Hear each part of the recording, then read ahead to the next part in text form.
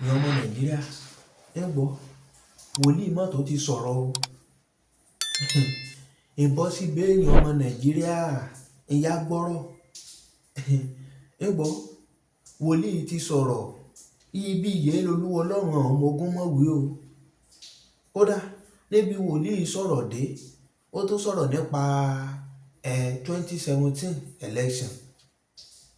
Ìwọ ọ̀rọ̀ kí sínú fọ́nrán ìmájẹ̀mẹ́tàn ní ọmọ orílẹ̀-èdè Nàìjíríà kí a sí ẹ̀ fọ́nrán kí a kọ́mẹ̀tì sábẹ́ ètò ìwà kí yá gbọ́n wòlíì yìí sọ. Wòlíì àmì sọ̀rọ̀ rẹ̀, wòlíì tí gbogbo ènìyàn mọ̀ náà ni o. Wòlíì Israeli Nasiri ló sọ̀rọ̀ o nínú fọ́nrán o. Wòlíì Israeli Nasiri mọ̀ ló ṣe fọ́nrán jáde o. Kódà ó sọ̀rọ̀ nípa ààrẹ Bọ́lá Ahmed Tinubu, ó sọ̀rọ̀ nípa Àtíkù nínú fọ́nrán, ó sọ̀rọ̀ nípa Ọọ̀ni Ifẹ̀, ó sọ̀rọ̀ nípa ààrẹ àná Olúṣẹ́gun Ọbásanjọ́, bẹ́ẹ̀ dẹ̀ ló sọ̀rọ̀ nípa Alhaji Oríyọmí Hamzat, ó sọ̀rọ̀ nípa ríhan. Ṣé rí nígbà mo rí fọ́nrán èso ìmì nìkan rí wọn àwúlò fún gbogbo àwọn ọmọ Nàìjíríà ni. Ìwọ iṣẹ́ fọ́nrán káàkiri gbogbo àgbáyé yìí olólùfẹ́ Kúnlé Ìjẹ̀ṣà, ǹjẹ́ kí gbogbo ènìyàn rí fọ́nrán kí a kọ́mẹ̀ntì sábẹ́rẹ̀. Ọlọ́run Elédùmarè kó gbà á, torí bí orílẹ̀-èdè ṣe lọ èsì ẹni dùn mọ́ nínú. Kí iṣẹ́ fọ́nrán káàkiri gbogbo àgbáyé. Ìwọ ọmọ mọ̀ yìí kí mi mọ̀ mọ́ wá sí kí gbọ̀yìn rè ni o. Bí bá tó ṣe lọ màá tó jẹ́ kí a mọ̀. Abubakar lórí ẹṣin ó sáré lọ wàrà, kò pẹ́rẹ̀ ẹṣin yẹn padà ó di ajá. Mo wá béèrè Olúwa kí ni ìtumọ̀ ẹṣin tí Àtíkù gùn kó padà tó di ajá yẹn. Olúwa sọ pé election 2027 bí ikú ò bá pa o tí ò kú o tó wà láyé o, àárín òun àti Tinubu tí Tinubu náà wà láyé o, àárín òun àti Tinubu ni yóò wà o.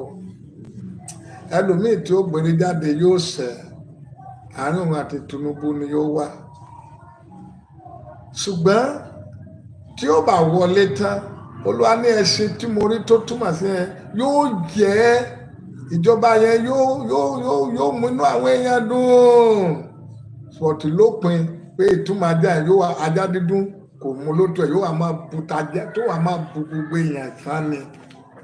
Ìyẹn ni mo fi sunkún nínú ìran yìí, ó gbomijé lójú mi, I don't know what to do. Mo wá béèrè lọ́wọ́ Ọlọ́run, ṣé kò sí ẹni tí yóò gbà wá ní ìsìn? Ṣé nígbà tí a ṣẹ̀ṣẹ̀ orógbó tó bá yanjú wa tán tájá tó wá bẹ́ẹ̀ fẹ́ máa bù wá sí ẹ? Kí ni ègún tó wà lórí àwa Nàìjíríà gan-an ní ìsìn? Inú mi ò dùn lórí ìran yẹn. Ẹ̀yin ọmọ Ọlọ́run, inú mi ò dùn rárá. Inú mi ò dùn títí di bóòdẹ tí ìrẹ́ àdúrà ta lè gbà. Ṣùgbọ́n mo gba Ọlọ́run gbọ́ pé gbogbo àwọn àyànfẹ́ tó ń gbọ́ mi, Ọlọ́run yóò ràn wá lọ́wọ́ láti gbàdúrà kí Olúwa kó rán Mèsáyà sí wa. Ní ìtẹ̀síwájú ohùn Olúwa, mo rí òkùnkùn ṣúbolẹ̀ gbìí kárí gbogbo ayé.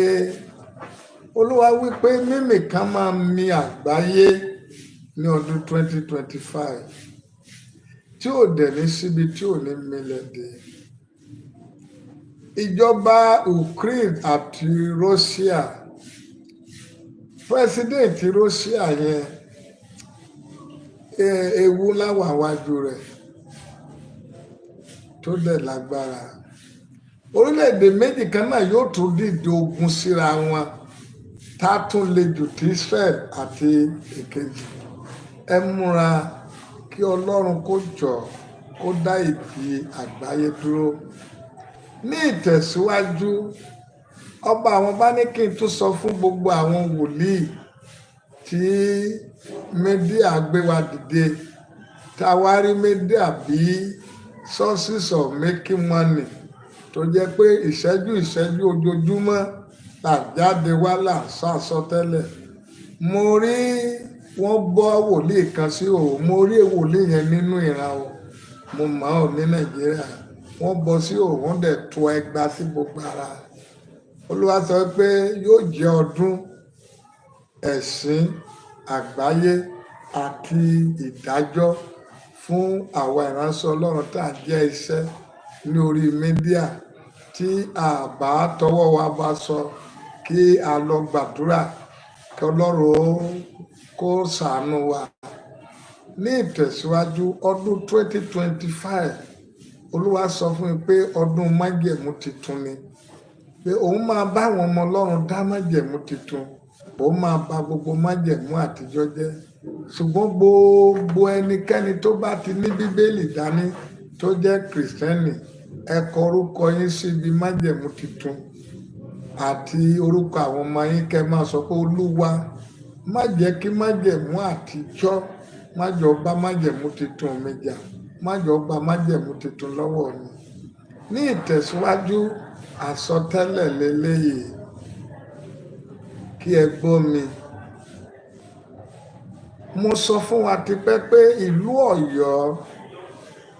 Ọ̀yọ́ state, mo sọ fún wa pé ọba àwọn bá sọ pé kì í ṣe bí Mákindé gómìnà wà níbẹ̀ bó ṣe bẹ̀rẹ̀ ló ṣe wà ní ìsìn. Olúwa dẹ̀ sọ pé ohun tó wọ́n máa fi bàjà pé ìṣẹ̀lẹ̀ abàmì mẹ́ta ti ṣẹlẹ̀ o, Olúwa ló sì kún méjì o. Tí ó dẹ̀ lè ràn wá lọ́wọ́ ní ìpínlẹ̀ Ọ̀yọ́ ni pé kí Ṣèyí Mákindé kó jọ torí Ọlọ́run, kí ọ̀fọ̀ má bàa parí ìjọba rẹ̀, kó ránṣẹ́ pé àwọn ìránṣẹ́ Ọlọ́run ní gbogbo local government. Ádà ìránṣẹ́ Ọlọ́run mùsùlùmí ni o, ti ẹ̀kẹta lé o, ti kìrìsìtẹ́nì tó sáàmọ̀ pé ọmọ Ọlọ́run ni wọ́n, kí wọ́n wá sí governor house, kí wọ́n béèrè fún àánú lórí state yẹn, kí wọ́n béèrè fún àánú. Ọlọ́run lòun ò wá ikú ẹlẹ́ṣẹ̀. Olúwa ní kì í ṣe bí òun ṣe mú sí ipò ló ṣe ń bá lọ, ó ti yí ẹsẹ̀. Ẹ má gbàgbé pé mo sọ pé Ọlọ́run àwọn ọmọ ogun ní kí n sọ fún yín ní August 1st mẹ́sẹ̀gì ọjọ́ ìbí mi, oṣù ọjọ́ ìbí mi, wípé mo rí bàbá wa Oríyọmí Àsàn, mo rí pé ó ti gbé àwọn ìgbésẹ̀ kan, àwọn ayédè ti dìde láti bàjà pé ká gbàdúrà fún un. Mo dẹ̀ tó dúpẹ́ lọ́wọ́ gbogbo ẹ̀yin ọmọ Ọlọ́run tẹ́ ẹ bá mi gba àwẹ̀ fún Naomi ìyàwó òní tẹ́lẹ̀ àti Oríyọmí Àsàn. Ẹ má ti ìsinmi o, ọba àwọn bá sọ pé ogun ò tí ì ṣẹ́ o, pàápàá fún Oríyọmí Àsàn ni o bàbá wa yẹn. Ọlọ́run àwọn ọmọ ogun dẹ̀ sọ fún mi ìdí tógun yẹn fi dìde, pé nítorí Adégòkè Timothy ọ̀rọ̀ rẹ̀ ni wọ́n fẹ́ fi gbá wọlé.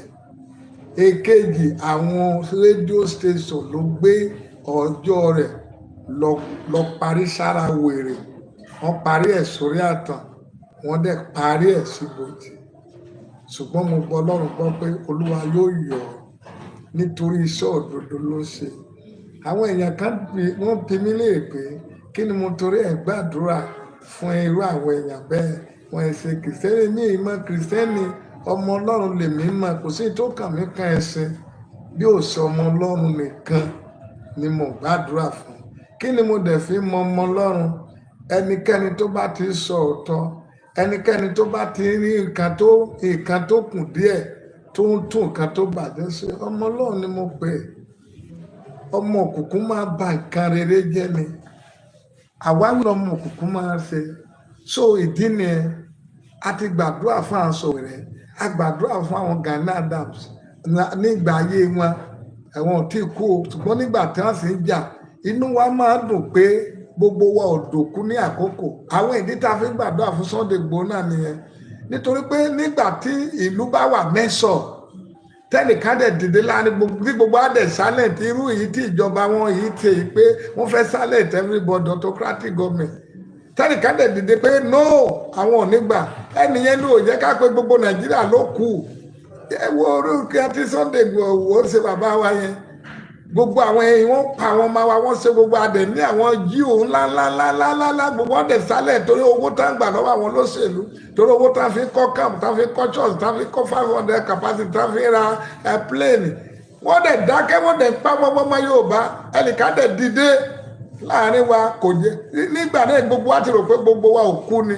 níbi tí agbá ti mèsì àwọn èèyàn tí gbogbo wọn dẹ̀ sálẹ̀ tó sẹ́ni tó sọ̀rọ̀ gbogbo wa ti dòkú nìyẹn ẹnìkan dìde ó dẹ̀ sọ̀rọ̀ ẹnìkan yẹn ló jẹ́ ká mà pé gbogbo òkè sòkè these are the reason I'm praying for everybody mi ò mọ ẹnìkankan ní mi ò dẹ̀ gbà kankan lọ́wọ́ ẹnìkankan mi ò dẹ̀ wá kankan ẹni wá lọ́rùn ìwá ènìyàn ni mí ṣùgbọ́n ẹnìkan dìde oníkíní nǹkan tí ò dá ò gbọ́dọ̀ dá kò dá ní ẹ wá ní kí n má gbàdúrà fún wọn gbàdúrà fún mi ò gbàdúrà mi ò kì í ṣe ọ̀rọ̀ ẹ̀sìn kọ́ ní tèmi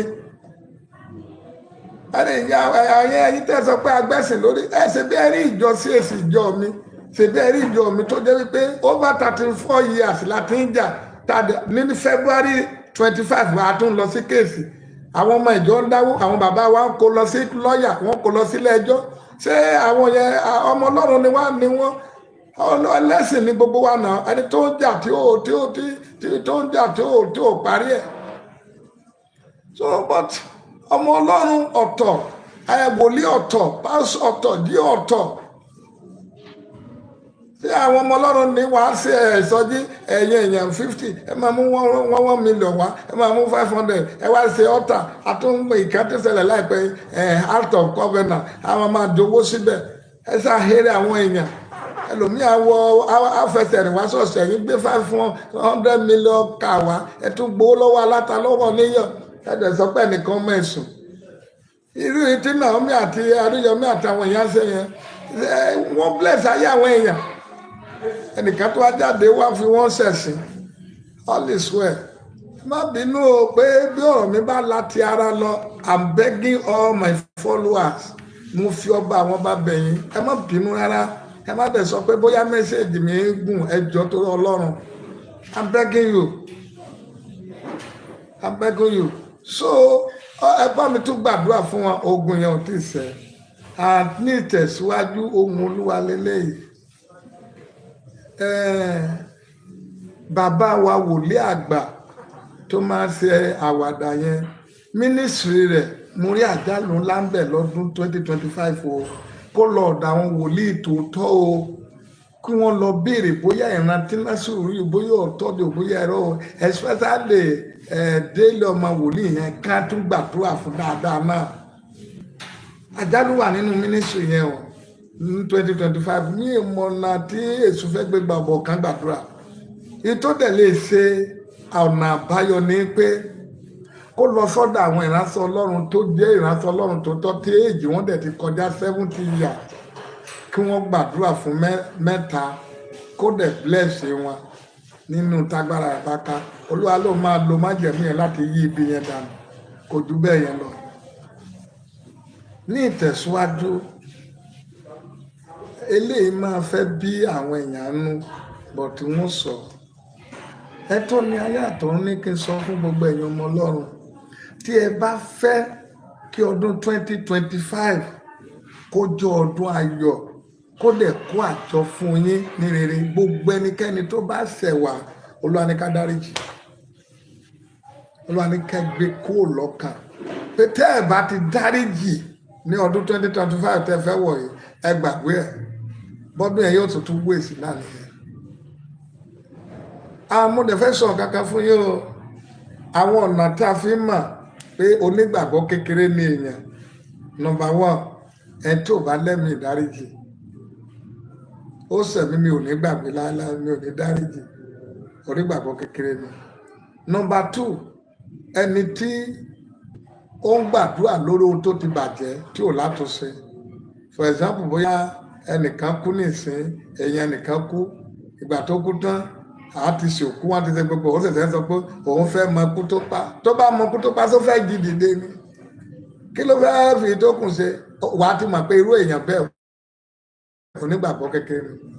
number 3 ẹni tó sọ wípé nítorí ìdojúkọ àbí àjálù òun ò ní í sin Ọlọ́run mọ́. Bí ó bá sí ẹgbẹ̀rún èèyàn yóò ṣe kíni, yóò sin Ọlọ́run náà. Nọ́mbà 4 tá a fi mọ̀ pé onígbàgbọ́ kékeré lẹ́nu yìí ni ẹni tí ìkankan ṣẹlẹ̀ sí tó ní mo máa gbé Jésù lẹ̀, màá padà lọ sílé, màá jẹ́wọ́ tí mo jẹ́ fún ẹ wá. Tó bá ti sọ wá kàrẹ́rìn ni pé Christianity it is well.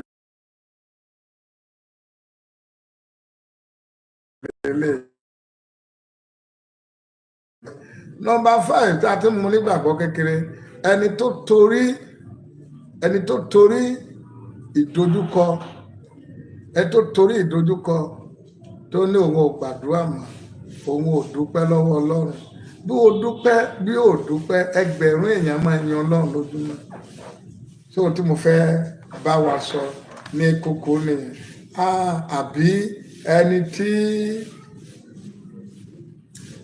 tí ìpèníjà gba Olúwa ẹ ṣe lọ́wọ́ ẹ̀ pẹ̀lú gbogbo ọdún tá a ṣe kọjá, ọdún tí ó le jù láyé mi, ọdún tèmi gangan kọ́kọ́ ní ìrírí ikú díẹ̀díẹ̀. But for the grace of God, I'm still appreciating God for today. I'm a thank God for that. Pé Olúwa mú wá, Olúwa sì tún mú lọ. So take note. Ní ìtẹ̀síwájú, àsọtẹ́lẹ̀ tún leléyìí. Ẹ̀yin ọmọ Ọlọ́run, àsọtẹ́lẹ̀ tún leléyìí.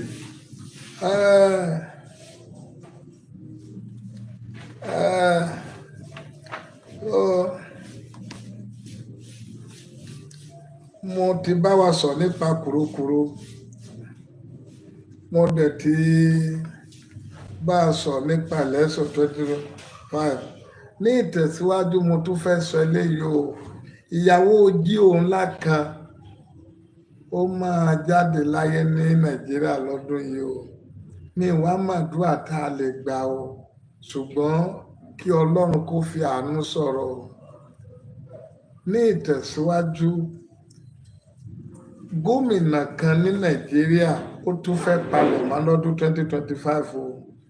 Ẹ jẹ́ á gbàdúrà o, kí Ọlọ́run kó jọ nínú àánú ẹ̀, tí ó bá ti jẹun tí ò ní bu ọlá forúkọ Olúwa, kó bá wa yí ikú yẹn dànù. Dẹ́pútì ẹ máa gbaṣẹ́, mi ò wá mà. Ní ìtẹ̀síwájú, mo rí ẹ̀kọ́ ìran yìí sílẹ̀, mo rí ọmọ alágbára báyìí o. Mo rí bàbá wa Tinubu, òun àti Sẹ̀tìmà igbákejì, mo rí pé wọ́n kọ̀yìn síra. Bí wọ́n ṣe kọ̀yìn síra, mo rí ọwọ̀ lógo. Ẹ jẹ́ káwọn APC orí mẹ́sẹ̀jì o. Lógo APC tó ọwọ̀ yẹn, mo rí pé ó wá tu lógo APC yẹn ní ọwọ́ Tinubu, ó wá yọ dànù. Tá a bá gbàdúrà dáadáa, àwọn méjèèjì sì máa kọjú ìjà síra. Ẹ lọ kọ́lẹ̀ gbogbo ilẹ̀ gbọ́ ojú ìjà yẹn, ó lè jọ nǹkan ni yóò tú APC ká. Tí ó bá dẹ̀ wá bẹ̀rẹ̀ ìjà yẹn, ó lè favour Sẹ̀tìmà.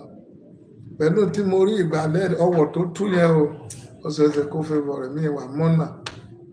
So ẹ sọ fún àwọn ìjọba wa o. Olúwa yóò wà pẹ̀lú wa o. Kò sókun tó lè dá dúró lórílẹ̀‐èdè, àfikún nìkan. Ẹ lọ kọ́lẹ̀, àmọ̀dé sì máa dìde ní Nàìjíríà. Ní ìmọ̀ àkókò ẹ o, gómìnà Èkó tẹ́lẹ̀, ní ìmọ̀jọ́ ẹ o, àmọ̀dé sì máa dìde. Ní ìtẹ̀síwájú, mo rí eléyìí máa bí àwọn èèyàn nú òun sọ bí Olúwa ṣe àwọn ọmọ bó ṣe sọ fún mi. Mo rí àwọn tó bá wá nílùú òkè máa mọ tí mo sọ ẹ̀. Kíní tá fi ń jó oyin ní igbó láyé àtijọ́, kíní tá fi lọ ń kó iná apàṣà tá fi lọ ń kó oyin nínú igbó ẹ̀. Mo rí lọ́wọ́ Ṣèyí Mákindé, ó dẹ̀ mú wọ ààfin Ọ̀yọ́, ó mú wọ ààfin ìlú Ọ̀yọ́. nígbà tó mú wọ ààfin ìlú Ọ̀yọ́ èéfín wá jáde bọ̀tà àfihàn ògbiná. Ẹ tó ní ayé àtọ̀run má ní kí n sọ fún gbogbo ẹ̀yin ará Ọ̀yọ́. Ìjọba ní ìníṣẹ́ Mákindé omi ò dẹ̀ ní kí n so mú o. Ìjọba rẹ̀ máa dá wàhálà sílẹ̀ nílùú Ọ̀yọ́ o.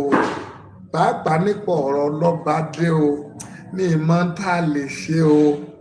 Ṣé ẹ mọ̀ pé mo sọ fún yín bí oṣù kẹwàá mo ní ogun Ògbómọ̀ṣọ́ mo ní ariwo nìkan ló kù sílẹ̀ pé àwọn ará ọ̀run ti ṣẹ. Ṣé bẹ́ẹ̀ gbọ́ tí bàbá Adébóyè sọ ní convention ní December tó bá sọ mo ní ogun tó kù tí ó bá ṣẹ́ pátápátá mo lọ́wọ́ bàbá wa Gandhi Ọláoyè ló wà. Mo ní ariwo nìkan ló kù nítorí pé iná tó jábọ́ sórí àgbọ̀n yẹn àwọn ẹyẹ tó jáde ńbẹ̀ gbogbo wọn ni wọn ò rí apá fífò. Mo ní àjọba àjẹ́ ló dá ogun yẹn sílẹ̀. Ṣé bẹ́ẹ̀ gbọ́n tí bàbá Adébóyè sọ ní congress tó kọjá mi ò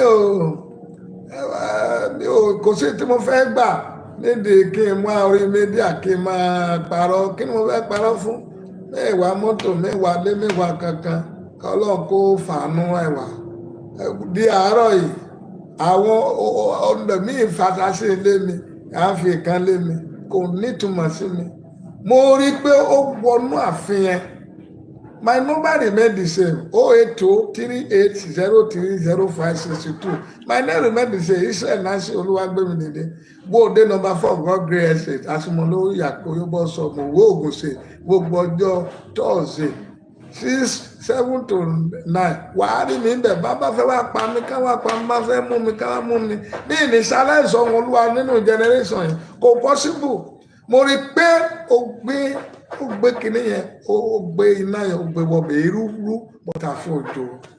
Ogun yẹn máa le ṣùgbọ́n ìlú ààfin Ọ̀yọ́ ọba Ọ̀yọ́ kò ní bàjẹ́. Bọ́tà ẹ lọ́kọ́lẹ̀.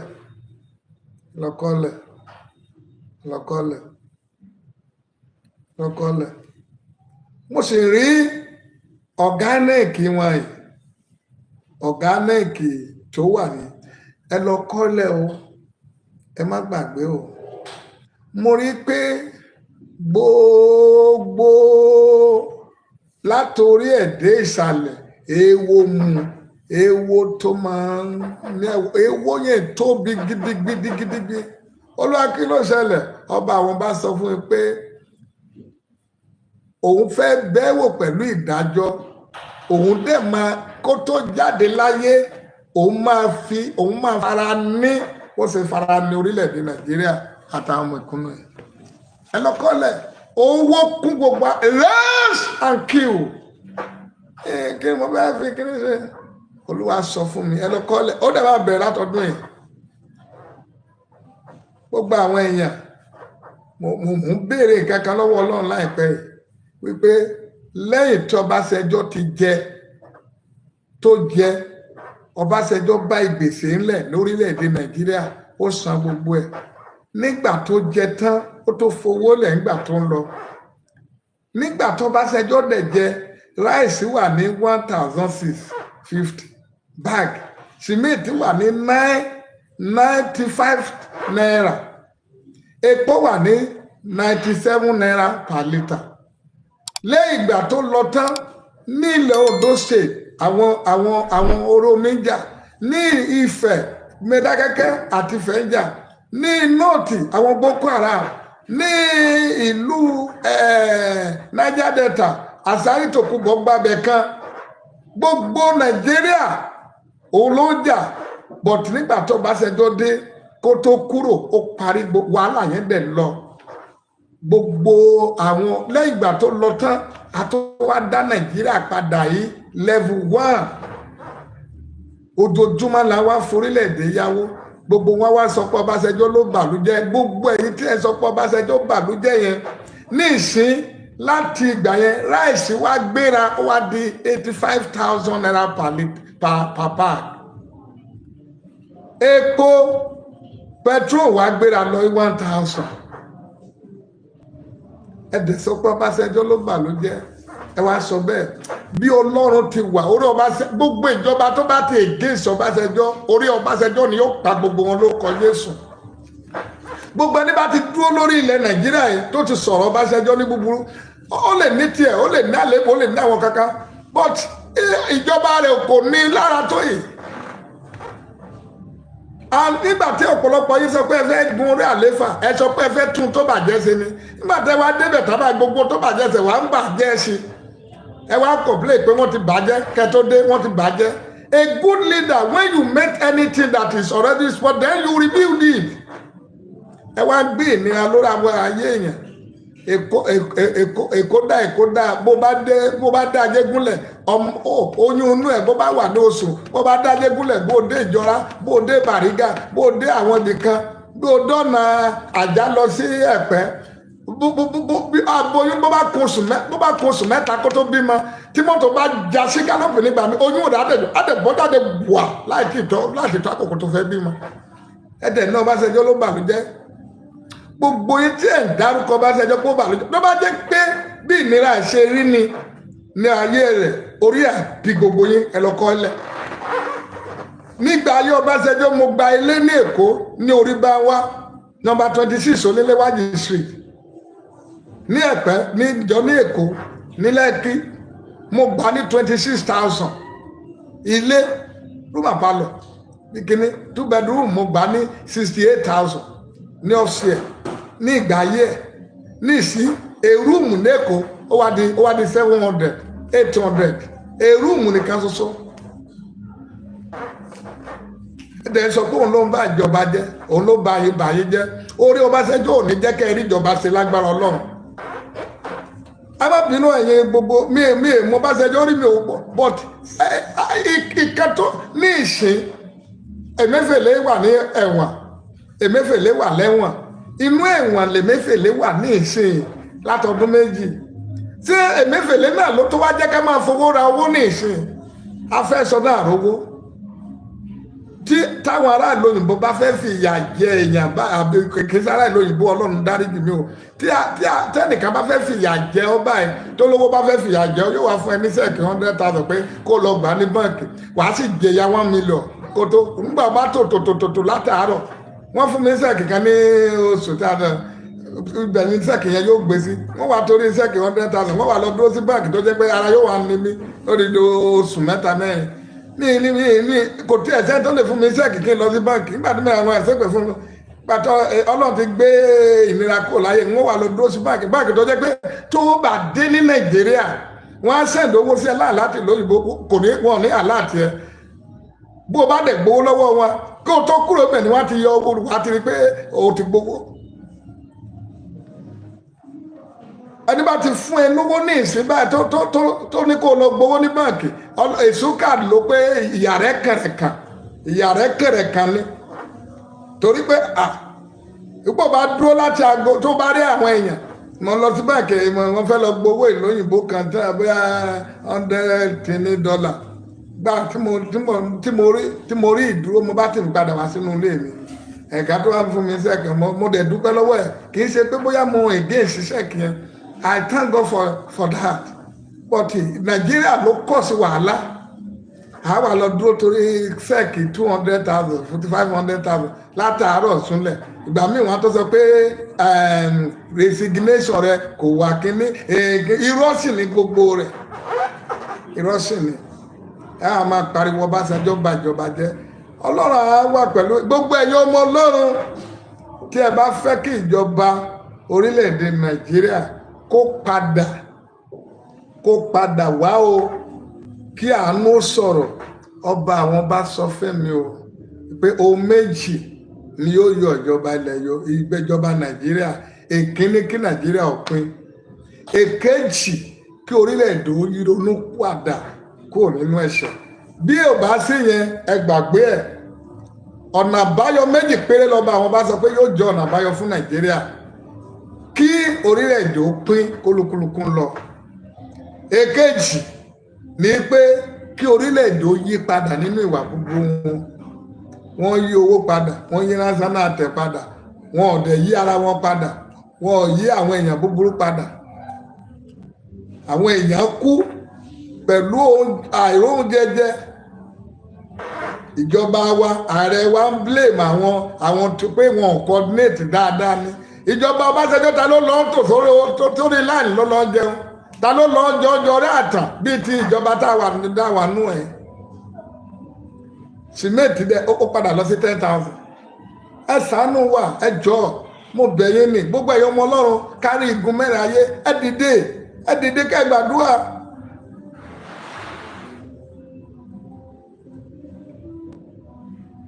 àsọtẹ́lẹ̀ tó tẹ̀lé ẹni tó láyé àtọ́mà ní kí n sọ fún Sunday Igboho pé ìjọba ń dọdẹ rẹ̀ mórí tàkúté tá fi ń mú ekun yẹn ó wà ní kọ́kọ́ ìjọba sí lára wọ́n dẹ̀ kó ara Sunday Igboho sí. Olúwa àwọn ọmọ ogun sọ fún mi pé kó ṣọ́ra pé ìjọba olórí burúkú wọn tá ń ṣe wọ̀nyí. Thank God mo ti rí tipẹ́tipẹ́ mo ti sọ fún wa pé mo rí pé ìjọba tó ń bọ̀ yìí kò ní fẹ́ káwọn èèyàn bá wọn sòótọ́ wọn á máa mú àwọn èèyàn bóyá mo ti pẹ̀lẹ́ ẹni tí wọ́n á arrest tá a bá ti mú mi ẹ̀yàn ọmọ Ọlọ́run ẹ gbàdúrà fún mi tó bá jẹ́ pé ibẹ̀ wọ́n parí rẹ̀ sí all is well tó bá dẹ̀ jẹ́ pé oore ọ̀fẹ́ wà ẹ gbà mí kalẹ̀ ara ń kan mí a ti gbààwẹ̀ lórílẹ̀‐èdè a ti ṣe gbogbo ẹ̀ Olúwa ní kó ṣọ́ra gbogbo àwọn tó ti yin ká Olúwa ní àwọn onírọ́ ti pọ̀ jù àwọn wòlíì onírọ́ àwọn pásítọ̀ onírọ́ àwọn aládùúrà onírọ́ àwọn níùsì onírọ́ wọ́n ti yí ká kó ṣọ́ra akọni ni ẹnìkan ní sọmọ ẹlẹ́yìn ẹ̀ ní mí ẹni tí bá ti sọpọ́ọ̀tì ẹ̀ mo ti sọmọ ẹlẹ́yìn ẹ̀ mo sọpọ́ọ̀tì ẹ̀ nítorí ó sọ òótọ́ ó dẹ̀ bá òótọ́ jà ọjọ́ ó bá ìkẹjà àtàwọn èèyàn burúkú bọ́ kó ṣọ́ra o kó má gbọ́ tí àwọn tó sọ pé ẹ má dáwọ́ àwọn wòlíì ẹ má ní ìmàrí o Olúwa yóò wà pẹ̀lú wa o àwọn ohun Olúwa tí aràn mi sí wa nìyẹn lẹ́ẹ̀kan sí mo tún fi àkókò yìí sọ fún gbogbo ẹ̀yin ọmọ Ọlọ́run mo mà rí olókìkí méjì nípa Christianity tí wọ́n lòdù aṣọ sínú first motor wọ́n fẹ́ wọkọ̀ ọkọ̀ ẹ̀dẹ́ funfun kò tí ì gbéra but wọ́n ti wọnú ọkọ̀ ìrìnàjò ọ̀run ni Olúwa pè fún mi olókìkí nínú àwọn ìránṣẹ́ Ọlọ́run nínú ìjọba Tinubu yìí ọ̀fọ̀ mẹ́ta wà bẹ́ẹ̀ tí yóò ṣẹlẹ̀ ní 2025 mi ò mà mo sọ fún yín ní October ní ti general army general mo mà sọ fún yín ìjọba yìí ọ̀fọ̀ mẹ́ta sandisi wà nú ẹ̀ mi ò mọ tí ó lè yí padà mi ò wá mọ ìtọ́lọ́run ò lè sọ̀rọ̀ ẹni tó láyé àtọ̀run dẹ̀ sọ fún mi mo rí pósí ní òkè ọ̀run mo sọ̀rọ̀ láti ṣẹlẹ̀ sí public message mo rí pósí ní òkè ọ̀run wọ́n dẹ̀ da aṣọ fífún bò aṣọ dídùn bò aṣọ dídùn yẹn wọ́n wá kọ CAC sí ní ọdún 2025 ọ̀fọ̀ wà nínú ìjọ CAC o bóyá ní apá kìíní apá kejì apá kẹta Olúwa sọ yẹn fún mi o ọ̀tọ̀fọ̀ wà nínú ìjọ yẹn kí wọ́n jọ tó lọ lọ́wọ́ ká gbàdúrà mo mọ̀ pé ọ̀tá wọn ni mo jẹ́ o nítorí ohun Olúwa àwọn ọmọ ogun bọ́dé ká gbàdúrà o ká má ro ti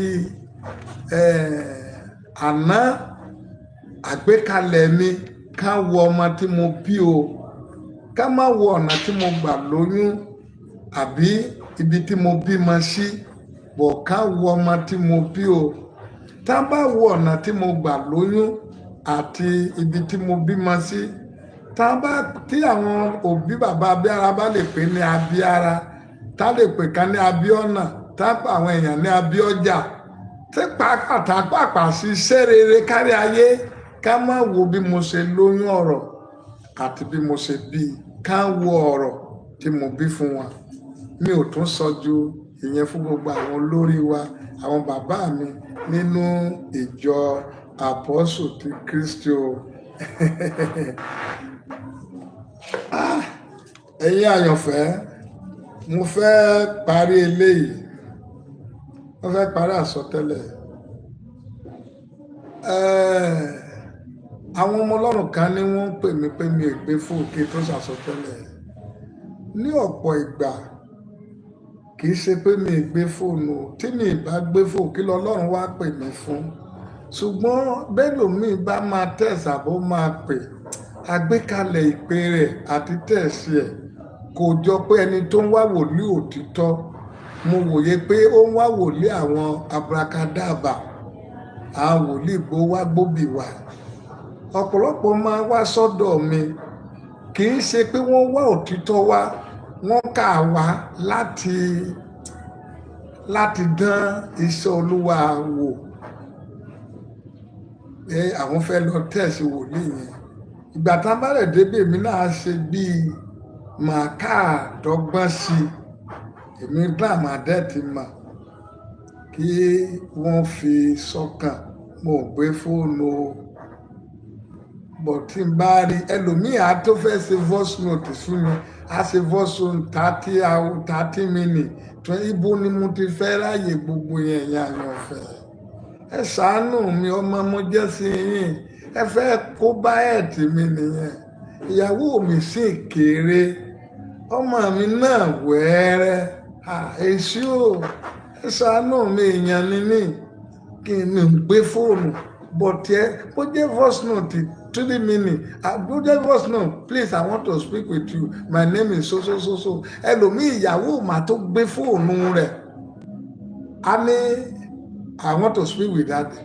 Ìyàwó mà ti ẹjọ́ daddy kí ni orúkọ yín, á dẹ̀ kọ́ọ̀tì fóònù. All is well o, Ọlọ́run àdíyìn mú o, Ọlọ́run wà pẹ̀lú yín o. Ní ìtẹ̀síwájú ẹ gbọ́ ohun tí mò ń sọ yìí, mú ká sọ eléyìí. Ẹ má bínú o tí ẹ bá rí ohun mi yẹn bóyá ó fẹ́ la ìgbéraga kọjá àbí ẹ fẹ́ láìkí ẹ̀, ẹ má bínú o, Olúwa yóò wà pẹ̀lú yín o. Finally, kí n tó sọ ohun Ọlọ́run méjì tó kún yìí, ẹ gbọ́ o. Ìjọba Ondo mo sọ fún wa wípé ìlú Ondo pé mo rí gómìnà tó wà bẹ́ẹ̀ kò jáde lọ́fí gómìnà ọ̀fẹ́, èyí tó dúró kò wọlé. Ìjọba yẹn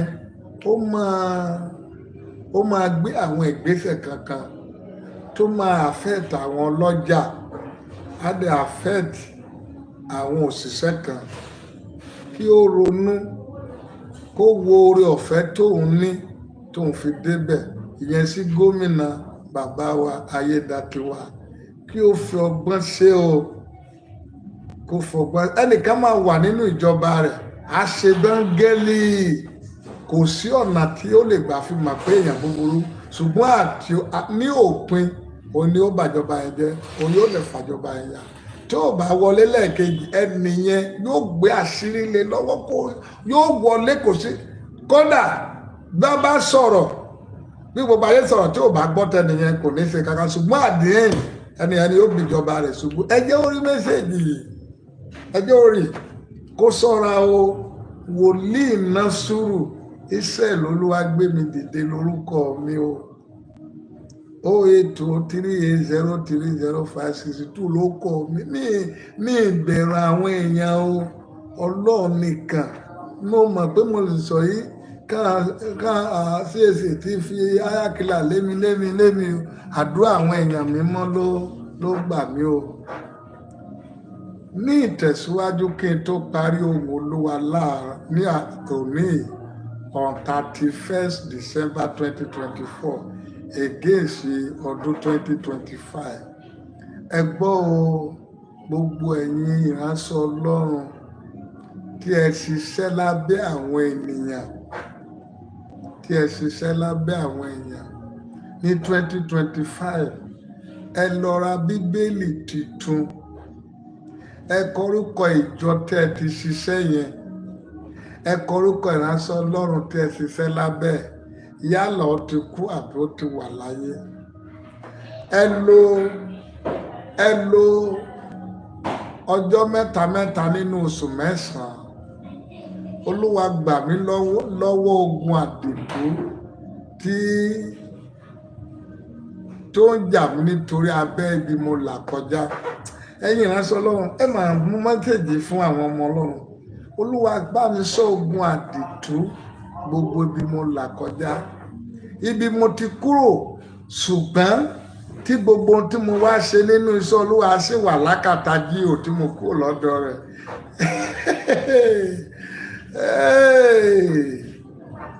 Ìránṣẹ́ Ọlọ́run kan, ẹnìkan tó ń jẹ́ Kòkòrò, akọrin ni. Mo ti ṣe kásẹ̀tì kan fún ọdún púpọ̀. Ó wá lọ fi kásẹ̀tì yẹn ṣe kásẹ̀tì. Wọ́n wá sọ fún mi. Kásẹ̀tì mo ti fi kọrin pé ara ọ̀tá ó lọ́dọ̀ bàbá ara o. Àwòrán ò ní ìjọ máa sọ̀rọ̀ tínú o. Ó lè dọ̀la kí wọ́n dà pé wá wò o. Ara ọ̀tá ó lọ́dọ̀ bàbá ara o.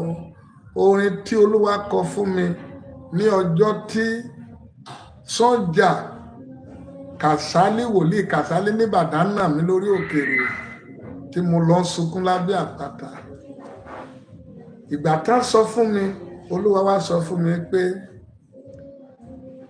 má bàjà, má bínú sí i, torí pé o kọjá lábẹ́ àwọn kan tí ẹ̀gún wọn sí lórí ẹ̀. Ohun tó ṣe yẹn ó ti kọjá lábẹ́ àwọn kan tẹ́gún wà lórí ẹ̀. Pé gbogbo àwọn tí mo kọjá lábẹ́ ẹ̀ tẹ́gún torí wọn wà lórí, Olúwa fàánú mẹ́gún wọn kúrò. Gbogbo ẹ̀yin tí ẹ dẹ̀ kọ ìyàwó, tí ẹ kọ ọkọ, tí ẹ pín nínú májẹ̀mú tèmi náà pín, ara mi sí yín o. Ẹ béèrè pé Olúwa, ìdí ẹni tèmi àti ẹ ti jọ fira ẹ lẹ̀, Olúwa tú mi lẹ̀ tó sì dè mí. Gbogbo àwọn ìránṣẹ́ Ọlọ́run ni mo bá sọ̀rọ̀ lọ́wọ́ rẹ̀ ní 2025 yìí.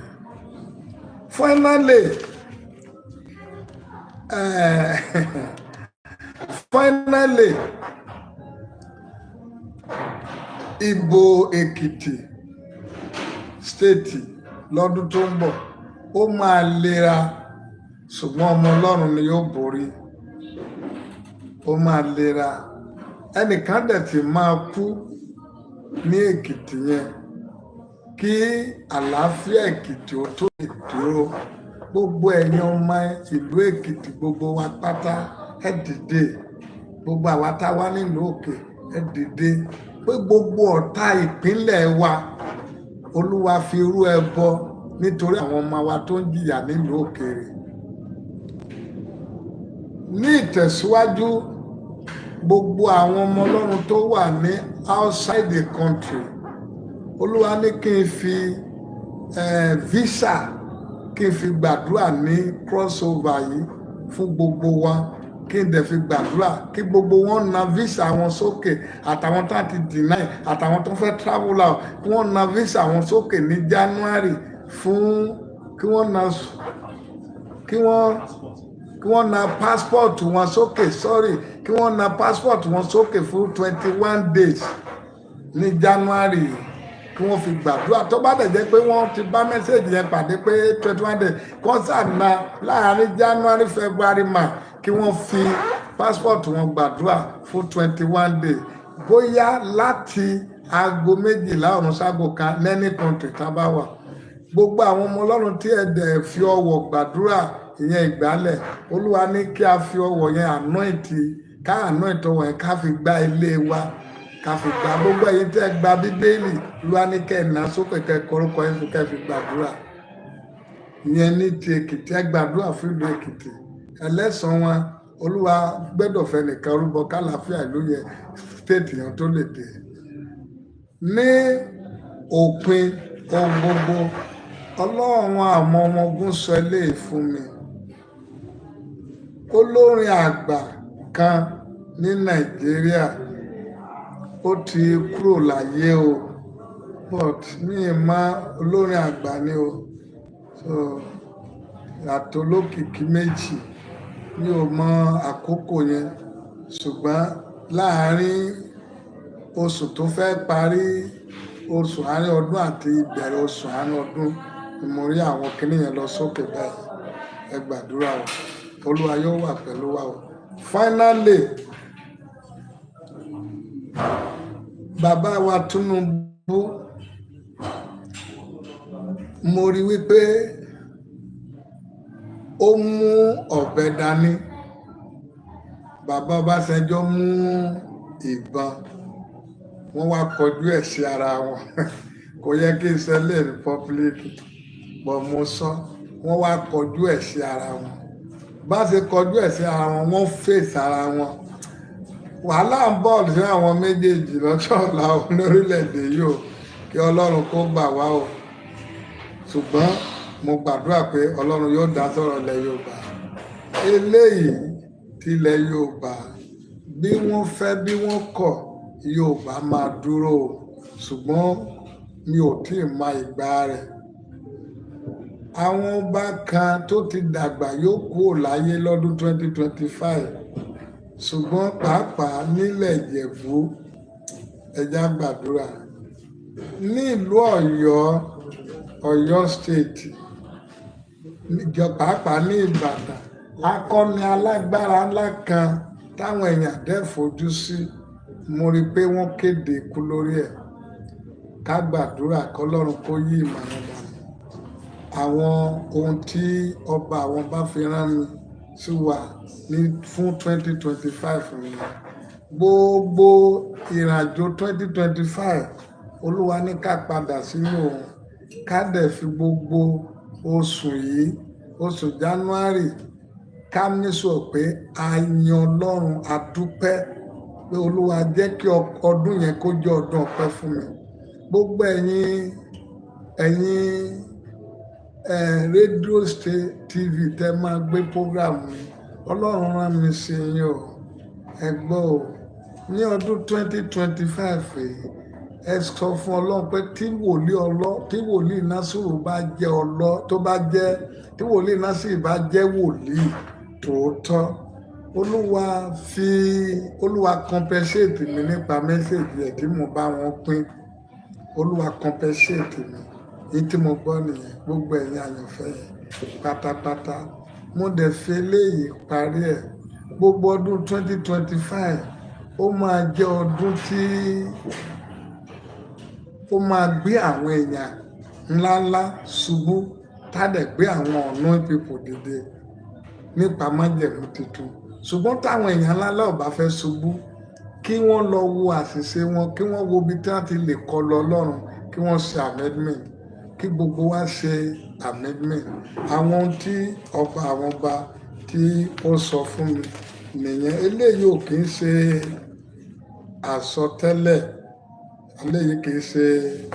àsọtẹ́lẹ̀, ṣùgbọ́n mo ti sọ nípa ti ọba Amẹ́ríkà, president wọn tó bá pinnu láti ní àwọn ọmọ wa lára. Olúwa sọ pé òun ò ní jẹ́ kí ìjọba yẹn wà stable, òun máa ba inú ìjọba yẹn jẹ́, ikú léraléra kò ní jẹ́ ìpín nílẹ̀ Yorùbá, ṣé kẹ́ fi sí ọkàn.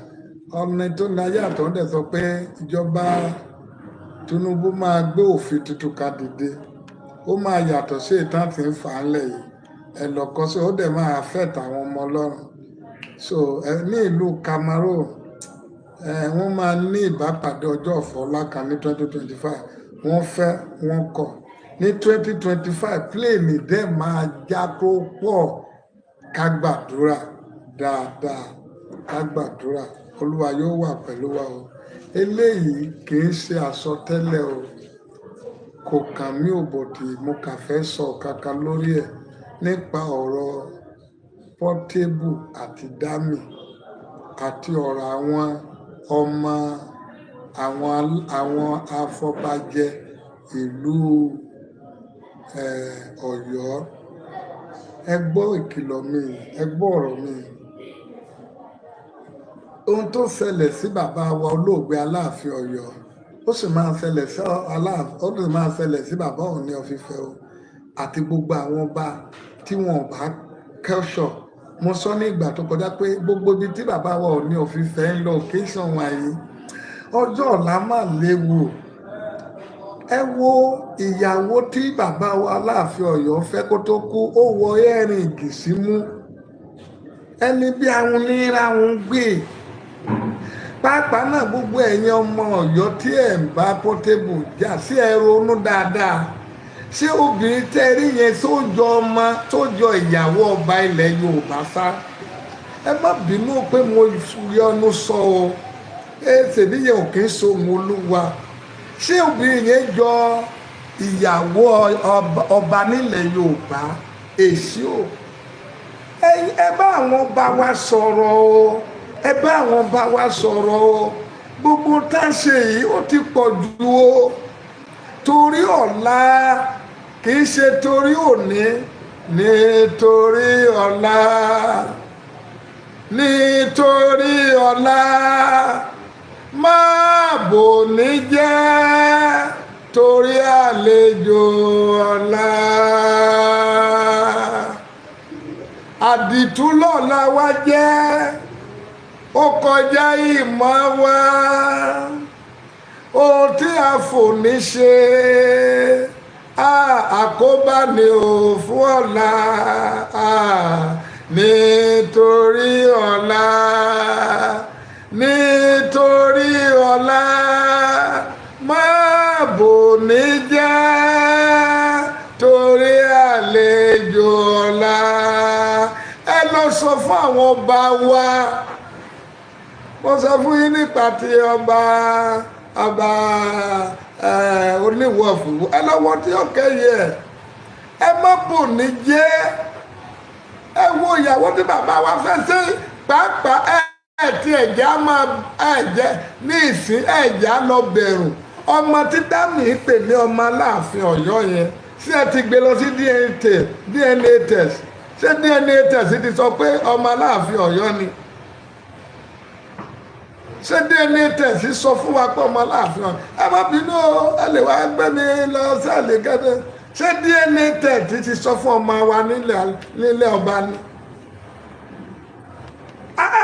ó lè jáde wá kó wá bú mi o kí ni àyà ọba wa dọ̀dọ̀ all is well ẹyin tí èbú Portable ẹwọlẹwẹnu ọkọ àwọn ọba wa ti tún ṣe tó ju ti bàbá wa ní ìsìn olóògbé ẹ jẹ́ ká máa ro ọ̀la ẹ má jà balẹ̀ Yorùbá jẹ́ ẹ má jà balẹ̀ Yorùbá jẹ́ o èsì o.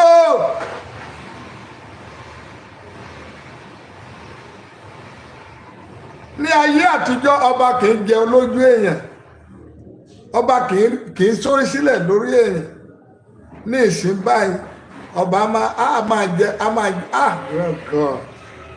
Olúwa yóò wà pẹ̀lú wa ẹgbọ́n mo sọ fún àwọn kìrìsìtẹ́nìtì tá a kógun tèmi lọ́jọ́ sí ẹ máa fi ṣọ́ọ̀ṣì powó máa ba ṣọ́ọ̀ṣì jẹ́ wọ́n ba kankan jẹ́ láyé àtijọ́ tó bá wọ ṣọ́ọ̀ṣì báyìí wàá mọ̀ pé àyípadà rẹ̀ á dé ní ìsìn tó bá wọ ṣọ́ọ̀ṣì ní ìsìn ogun tó gbé wá nínú ilé rẹ̀ ló tún gbé ń bẹ̀ ẹ̀yin ọmọ Ọlọ́run fáínálì ó dáa kí ogun má ṣẹ́ o bọ̀ kò yẹ kí ogun ní addition tógo bá tí ìṣẹ́ ó sì dáa bọ̀ kí ogun kó tó ṣẹ̀ṣẹ̀ wá máa increase ẹ má jẹ́ ó ṣẹlẹ̀ lọ́dún 2025 o ìyẹn tó dẹ̀ lè fà á tí ogun ò ní fi increase ní pé gbogbo ẹ̀yin ọmọ Ọlọ́run ẹ máa kíyèsára ẹ máa ṣọ́ra ẹ máa kíyèsára ẹ máa ṣọ́ra ẹ máa wo ọ̀la ẹ máa wo ẹ̀yìn Olúwa yóò pẹ̀lú wa o ẹ gba àdúrà mẹ́ta yìí o Olúwa jọ̀ọ́ o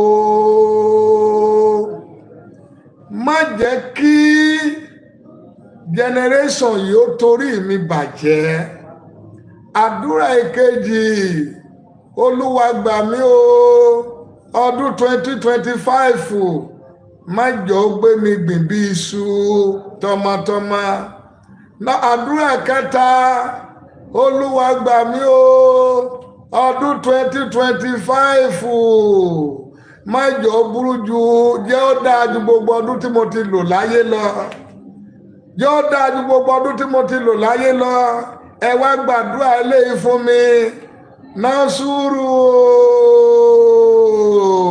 lábẹ́ bó ti wù ó rí o ò ní já náà kulẹ̀ ò ní pàdánù wà láyé bàbá ọmọ ẹ̀ mọ́ títí ó fi jáde nínú ìran yìí. Ò ní di wòlíì àná. Gbogbo ẹ̀yin ọmọ Ọlọ́run ẹ tẹ̀lé wa ní òru ọjọ́ méjìlá yìí láti ọ̀dìwọ̀n lọ láago méjì aago mọ́kànlá àbọ̀ lọ́rùn títí di aago kan kọjá díẹ̀ lójoojúmọ́. Àkọlé ọ̀rọ̀ wa ni existing and functioning, gbígbinlẹ̀ àti ṣíṣe déédéé. Ajágbọ́n tí Olúwa mú wá àti ìdí tọ́rọ̀ yẹn fi wá sáyé. Lẹ́ẹ̀kan sí ẹ gbàdúrà fún mi, ẹ gbàdúrà fún Nàìjíríà, ẹ gbàdúrà fún gbogbo àwọn ọmọ Ọlọ́run, àwọn ọmọ Ọlọ́run lórílẹ̀‐èdè yìí tí ogun òkùnkùn ti tapa wọn. Ẹ gbàdúrà fáwọn tó ń post mẹ́sẹ̀gì mi, Olúwa á dẹ̀ fi àmì hàn. Mo tún dúpẹ́ lẹ́ẹ̀kan sí gbogbo àwọn tó dá sọ̀rọ̀ mi nípa ìnáwó tàjọ̀dún tó kọjá. Mi ò lè san oore tán o, mo dúpẹ́ o, mo dúpẹ́ o. Èyí tẹ́ ẹ dá sí iṣẹ́ ìránṣẹ́ yìí, mo dúpẹ́ káàkiri o. Ẹ ṣé.